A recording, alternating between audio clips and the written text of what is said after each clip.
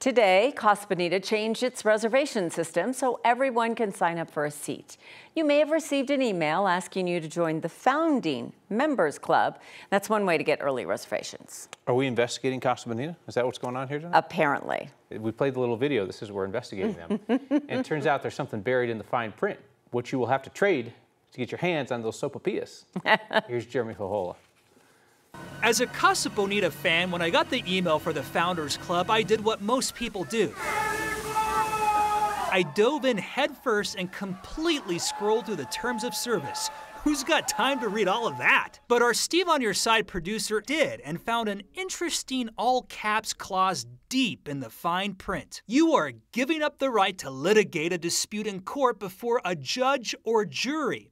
What does that even mean? There's no jury. We showed this to 9 News legal expert Whitney Traylor, who calls it an arbitration clause. That's the problem, is that you're giving up this right before something even happens. A common legal tactic companies use to get the upper hand on litigious customers and to avoid bad publicity in court. The reality is you're giving up a very important right and you don't know it. I would assume 95% of the people who sign that had no idea that they've given up their right to a jury trial.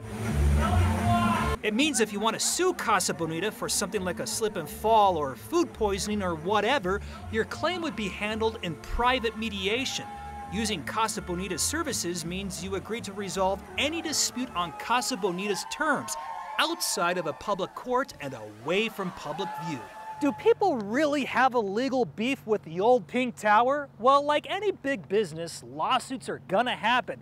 Just a few over the years. An allegation about an exploding margarita glass, a piece of metal in someone's food, and a classic slip and fall. Legal stuff is gonna happen. Is an arbitration clause bad? Well, it can make it really hard to hold a company accountable. Take the case of the man who recently sued Disney because his wife died of a food allergy at Walt Disney World.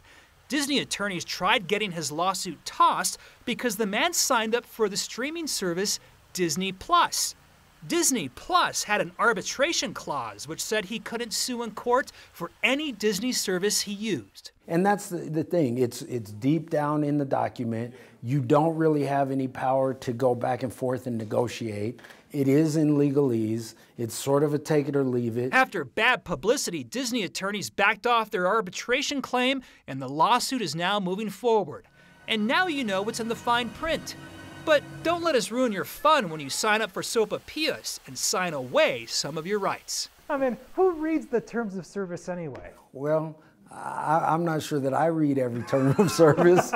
So, wait, is this live? Jeremy Fajola, 9 News.